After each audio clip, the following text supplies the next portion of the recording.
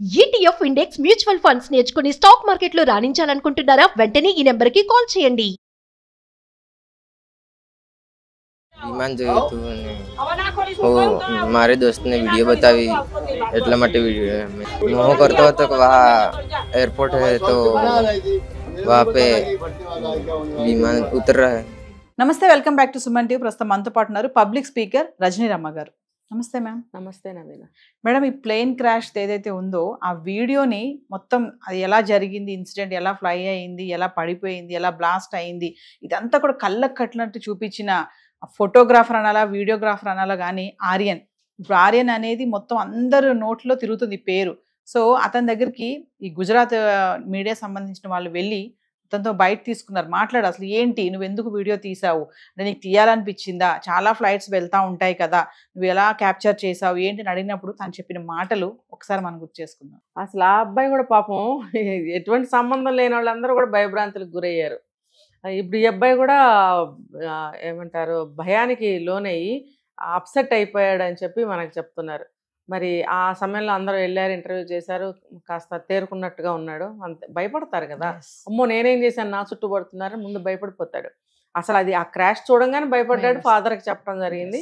తర్వాత వీళ్ళందరూ ఇంటర్వ్యూలు చేయడం అనేది ఇంకో భయానికి, వాళ్ళ నాన్నకు కూడా భయం వేస్తుంది కదా, అమ్మో నిజంగా మేము లేనిపోయిన దాంట్లో ఇరుక్కుంటున్నామా అని వాళ్ళకి భయం వేస్తుంది. సో ఏదైతే ఆ అబ్బాయి మాత్రం చాలా అమాయకంగా ఉన్నాడు. అంటే ఒక్కొక్కళ్ళు ఎలా చెప్పాలి, ఒక ఏదో క్రియేటివిటీ అనమాట, ఏదన్నా ఒకటి చేద్దాం, ఇది చేస్తే ఎలా ఉంటుంది, ఇది చేస్తే ఎలా ఉంటుంది అని ఆలోచనతో ఉంటారు కొంతమంది. ఈ అబ్బాయి కూడా లేకపోతే ఆ ఫ్లైట్ తీయడం ఏంటి, ఎన్నో వెళ్తుంటే ఎవరైనా తీస్తామా మనం?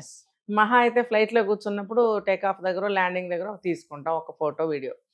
కానీ ఈ అబ్బాయి ఏం చేశాడంటే దాన్ని, అరే ఎందుకు తీసావు అని అడిగినప్పుడు ఏం చెప్పాడంటే, సరే తీసాడు పో, ఎందుకు తీసావు అని అడిగినప్పుడు అమెరికా వెళ్ళే ఫ్లైట్ కదా, గుజరాతీలో చెప్పాడు, మనకి హిందీలో తెలుగులో ట్రాన్స్లేట్ చేసేటప్పటికి వర్డింగ్ మారిపోయింది.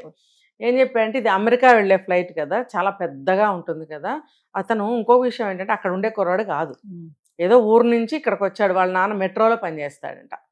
సో సెలవులు వచ్చినాయి కదా, నాన్న దగ్గర కొద్ది రోజులు ఉందామని చెప్పి వచ్చాడు. వచ్చినప్పుడు టైం పాస్కి ఏం తెలియక సెల్ ఫోన్ చూస్తున్నప్పుడు దాన్ని చూశాడు. చూస్తే తీయాలని ఎందుకు అనిపిస్తుంది, అబ్బా నేను సెల్ ఫోన్ చూసుకుంటే గోలేంటి అని అనుకుంటాం మనం కదా. ఆ అబ్బాయి అలా అనుకోవాలా, ఎందుకు తీసావంటే తన ఒపీనియన్ చెప్తున్నాడు. ఇది చాలా పెద్దగా ఉంది, నేను అంత కింద నుంచి ఎప్పుడు చూడలేదు, నేను ఊర్లో ఉంటాను, అది చాలా పెద్దగా ఉంటుంది, నేను వీటి గురించి విన్నాను, అది వెళ్ళేటప్పుడు పెద్ద సౌండ్ చేస్తుంది అని కూడా విన్నాను. అంటే అప్పుడప్పుడు, అంటే అక్కడికి వచ్చి వాళ్ళ నాన్న వచ్చి కూడా 6 నెలలే, మేబీ రాకపోయి ఉండొచ్చు ఇంతకుముందు, కానీ ఎవరైనా విని ఉంటారు కదా. ఏ ఊరు మీద నుంచి అయినా అప్పుడప్పుడు ఏదో ఒక ఫ్లైట్ వెళ్తూనే ఉంటుంది, హెలికాప్టర్, ఆ చీఫ్ మినిస్టర్లో వాళ్ళ వెళ్తూ విపరీతమైన సౌండ్ గాలి వస్తుంది. ఆ ఏరియాలో ఉన్నప్పుడు కొంచెం కింద నుంచే వెళ్తాయి, కొంచెం కింద నుంచి వెళ్ళినప్పుడు భూమి కూడా కొంచెం అదురుతుంది ఆ సౌండ్కి. అలాంటివి ఎవరో ఒకళ్ళు లైఫ్లో ఒకసారి చూసుంటారు. సో ఈ అబ్బాయి చెప్పింది కూడా కనెక్ట్ అయింది నాకు. సో నేను అది అంత పెద్ద విమానం, అంట పెద్ద విమానాలు ఉంటాయి కదా అమెరికా వెళ్ళేవంటే, దట్టు అది అంత కింద నుంచి వెళ్తుంది కాబట్టి నాకు తీయాలనిపించింది. సో తీసాడు పో. తర్వాత నాకు డౌట్ వచ్చింది, అదే సౌండే రావట్లేదు, సౌండ్ వస్తుంది కదా, సౌండ్ రావట్లేదేంటి, తీయటం మొదలెట్టిన తర్వాత డౌట్ వచ్చింది, సౌండ్ రావట్లేదేంటి. సరే అలాగే కొంచెంసేపు వెంటనే తీశారు కదా, అదంతా కలిపి 30 సెకండ్సే, కనీసం 1-2 నిమిషాలన్నా ఎవరన్నా వీడియో తీస్తారు. అలా తీస్తూ ఉండగానే కూలిపోయింది. ఎప్పుడైతే కూలిపోయి మంటలు వచ్చేసినాయో భయభ్రాంతుడైపోయాను నేను. గబగబా కిందకి దిగి వెళ్ళిపోయి మా నాన్నకి చెప్పేశాను. మా నాన్న మెట్రో వీటిలో గ్రూప్స్ ఉన్నాయి, అందులో పెట్టేశాడు మా నాన్న. సో ఆ రకంగా వైరల్ అయిపోయిందని మనం అందరం చెప్పుకున్నాం. సో ఆ అబ్బాయి చేసింది మంచి పనే ఒక రకంగా. ఇప్పుడు అది పెద్ద సాక్ష్యంగా మిగిలింది కదా. అదో అది టేకాఫ్ అయ్యేటప్పుడు ఆ సీసీ కెమెరాస్ ఉంటాయి ఎయిర్పోర్ట్లో, దాంట్లో జస్ట్ ఇక్కడి నుంచి అక్కడికి వెళ్ళడం వరకే ఉంటుంది, సర్టెన్ లిమిట్ వరకే కదా చూపిస్తుంది. లేకపోతే మరి ఎందుకు చూపించలేదు, చూపించే కెపాసిటీ ఉండాలి ఎయిర్పోర్ట్స్లో, మరి మనకు అంతవరకే చూపించారు. కూలిపోవడం వరకు ఎంతవరకు వెళ్ళింది, అది అక్కడికి వెళ్ళి కూలిపోయింది అంతే కదా. మరి అది అంత దూరం వరకు చూపించలేదు సీసీ. ఈ అబ్బాయి తీసిన వీడియోలోనే ఫుల్గా కనిపించింది, టేక్ ఆఫ్ నుంచి కూలిపోయే వరకు ఆ బ్లాస్ట్ అవ్వడము, అన్ని చెట్లు కానీ బిల్డింగ్స్ కానీ స్మాష్ అవ్వడం అన్ని కూడా కనపడ్డాయి మనకు అందులో. అంటే మనకు అది చూపించింది మొత్తానికి ఆర్యనే, ఎలా ఫ్లైట్ పడిపోయింది, బ్లాస్ట్ ఎలా అయింది అనేది. అందులో మేడం అంత మంటలు వస్తున్నా కూడా ఇక్కడ ఇంకొక విషయం ఏంటంటే, సరే ఓ పక్కన ఇంత పెద్ద బ్లాస్ట్ అయిపోయి పెద్ద కమ్మేసింది, ఆకాశానికి అమ్మింది ఆ పొగ మంచి అంతా కూడా, పక్క నుంచి చక్కగా నడుచుకుంటూ వచ్చేస్తున్నాడు రమేష్ విశ్వాస్ కుమార్. ఇప్పుడు ఆ వీడియో వైరల్ అవుతుంది అనమాట. ఎట్లా అంత ఫైర్ లో నుంచి కూడా ఈయన చక్కగా నడుచుకుంటూ ఎలా వస్తున్నాడు అనేది. స్టార్టింగ్ లో అందరూ అంటానే ఉన్నారు అదృష్టవంతుడు, మృత్యుంజయుడు, ఇంతమంది 242 మందిలో నుంచి ఒక్కడు బ్రతికాడు అని చెప్పేసి అన్నారు. మరి ఇప్పుడు కొంచెం డైవర్ట్ అయ్యింది టాపిక్. ఏంటంటే ఇతను ఎలా బ్రతికాడు, అసలు ఇతను అందులోంచి వచ్చే వ్యక్తేనా లేదంటే పక్క నుంచి వచ్చి జాయిన్ అయ్యాడా అనేసి అంటున్నారు. మరి మీరు కూడా ఫాలో అవుతున్నారు న్యూస్ ని, మీరేమనుకుంటున్నారు మేడం మీ అనలైసిస్? ఎందుకు నవీన్, వాళ్ళకి చెక్ లిస్ట్స్ అన్నీ ఉంటాయి. ఇమ్మిగ్రేషన్ దగ్గర నుంచి బోర్డింగ్ వరకు నేమ్తో సహా ఏజ్తో సహా అన్నీ ఉంటాయి కదా. ఆ వ్యక్తి ఇతను అవునా కదా తెలుసుకుంటే సరిపోతుంది. ఇతను జర్నీ చేసుకుంటూ వస్తున్నాడా అనేది తెలిసిపోతుంది కదా. అంటే ఈ దీనికి సంబంధించిన అవునా కదా తెలిసిపోతుంది, అది పెద్ద డౌట్ ఏం కాదు. కాకపోతే ఇది ఒక్కడే ఎలా బయటకు వచ్చాడు అనే దానికి మనం పాజిటివ్గా చూడాలంటే చూడొచ్చు, నెగిటివ్గా చూడాలంటే చూడొచ్చు కదా. ఇందులో అదే సీటు గల వ్యక్తి అయితే కన్ఫర్మ్ అయితే కనుక అందరితో పాటే అతను కూడా యాక్సిడెంట్కి గురయ్యాడు. ఆ డోర్ ఏదో ఓపెన్ అయింది, విసిరివేయబడ్డాడు అనేది సహజంగానే జరుగుతాయి. అవును, అంతే కదా. అది ముక్కలు ముక్కలు అయిపోయి చల్లా చెదరైపోయినప్పుడు విసిరివేయబడతాయి. ఆ ప్రకారం గతంలో కూడా ఒక యాక్సిడెంట్ మనం చూసుకుంటే నిన్న మనం మాట్లాడుకున్నాం. అమెజాన్ అడవుల్లో ఒక ఆమె పడిపోయింది, సీట్తో పాటు వెళ్ళి పడిపోయింది. పాసిబిలిటీ ఉంది అక్కడ. అయితే మన వాళ్ళు అంటే దీన్ని కొంచెం ఇంకా భయాందోళన పెంచడానిక, ఈ కేసు పట్ల క్యూరియాసిటీని పెంచడానిక, లేకపోతే అనుమానించదగ్గ ఆ సంఘటనను బట్టి ఒక్కడ బతికాడు కాబట్టి ఈ కోణంలో నుంచి కూడా సస్పెక్ట్ చేయడం అనేది అంటే వీళ్ళు ఉంటారు కదా ఇన్వెస్టిగేషన్ చేసే వాళ్ళ టీమ్, వాళ్ళు అనుకుని ఉండొచ్చు. ఎందుకంటే అది అనుమానించేలాగానే కొంచెం ఉంది.